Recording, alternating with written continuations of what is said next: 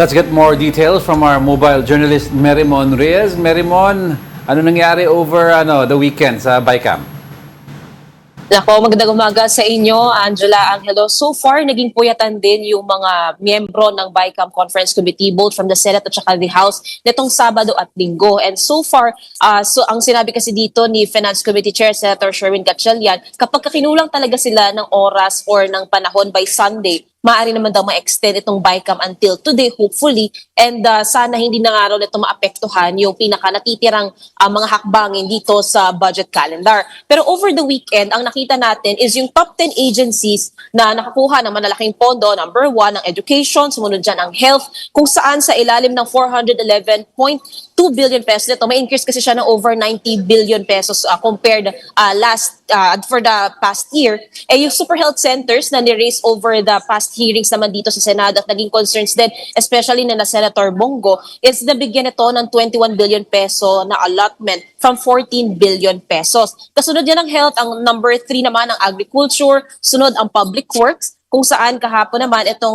for the first time daw, very rare daw, sabi ni Senator Sherwin na merong resource person na magsasalita doon sa BICAM kasi dapat talaga ang BICAM between senators and congressmen doon sa counterparts ng Committee on Finance at ng Appropriations Committee from the House. Ipinaliwanag kasi ni Sec Dizon na yung hinihiling niya na sana raw maibalik o ma-restore na yung may slashing pa kasi nangyari na over 40 billion pesos is maibalik dahil kung sakali man daw, maapektuhan nito yung mga ini-implement o implement na mga proyekto na over malaki-laki yung magiging epekto nito dahil yung mga costing daw ng materyales, it may vary kung saang lokasyon at yung proximity rin daw ng mga materyales nito. At kung sobrang baba daw o sobrang laki ng project cost cuts na gagawin, baka raw wala nang magbibid ng mga contractor. Pero ang naging assurance dito ni Secretary Dizon, wala raw nire-restore na scrap projects at hindi rin daw binabalik yung higher o yung over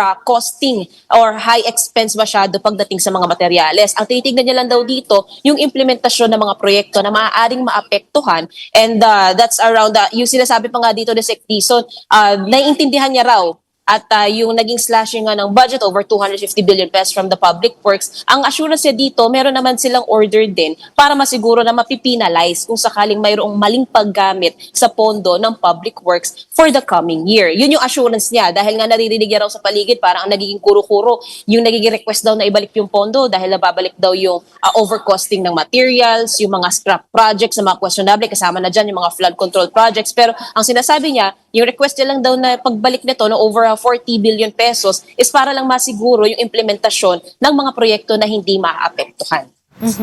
Well, medyo madami-dami yung mga nangyari dyan sa BICAM na yan. Yan na nga'y pinag-uusapan natin. The Congress has reached an impasse dahil iba ang gusto ng lower house, gusto ng Senate. Yes.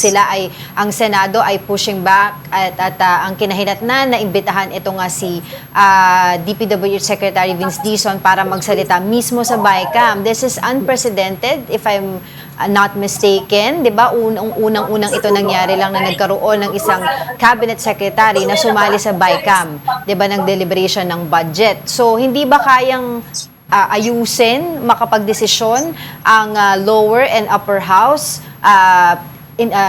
independent sa executive? Angela, ang sabi ni Sec Dizon, inimbitahan daw siya ni Senator Sherwin Gatchalian. And during that time sa BICAM, si Senator Erwin Tulfo nga ni-raise niya nga rin yung concern na yun na bakit kailangan daw magsalita ni Sec Dizon, hindi daw ba dapat yung BICAM between talaga yung senators and congressmen. Ang sabi ni Senator Sherwin, may concurrence naman daw pareho. Kumbaga parang may consensus naman na hayaan si Sec Dizon na ipaliwanag bakit yung yung approximately 45 billion pesos na nire-request in budget cuts na maibalik is maipaliwanag kung saan nga ba ito mapupunta. Ang sinasabi rin ng House nga dito, yung earned kasi na cuts was from the Senate version, pero ang sinasabi naman dito ng Senado nila Senator Sherwin, bumase rin kasi sila doon sa construction materials price data na ibinigay ng DPWH. Pero ang paglilino naman ni Sec Dizon, yun nga, over 400 billion pesos worth worth of projects. So that's as many as 10,000 projects ang maaaring maging unimplementable or maapektuhan dahil nga yung dapat daw sana as much as possible itong costing ng materyales ay ibase or i-implement siya on a per project basis, hindi raw in general. Kasi nga kapag ganun, maapektuhan yung over 10,000 ng mga proyekto, though pwede naman daw, for example, may phase 2, may phase 3 naman daw, pwede naman daw ipagpatuloy. Pero ang sabi ni Sec Dizon dito, bukod sa paglilinis na ng budget at yung cleansing na ginagawa ng ahensya, priority din nila yung maimplementa ng maayos at tuloy-tuloy yung mga proyekto na pinaglalaanan ng pondo. And so for you find yung matrix in specifics pagdating dito kung nagkasundo na ba ang House na kung babalik by 45 billion pesos o mananatili yung Senate doon sa version nila in comparison doon sa House, yan yung inaantabayanan natin.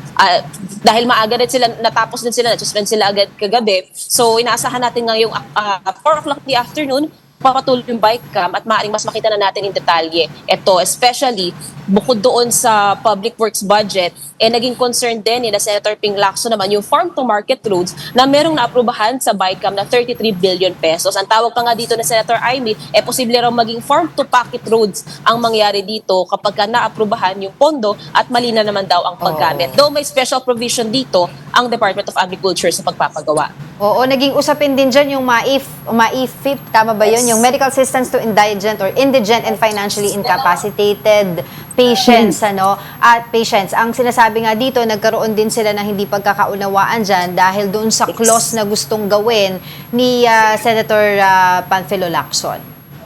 Angela, yung ito kasing MAIFIP, tumaas siya from 42 billion pesos, naging 51 billion pesos for 2026 ang supposed budget allocation.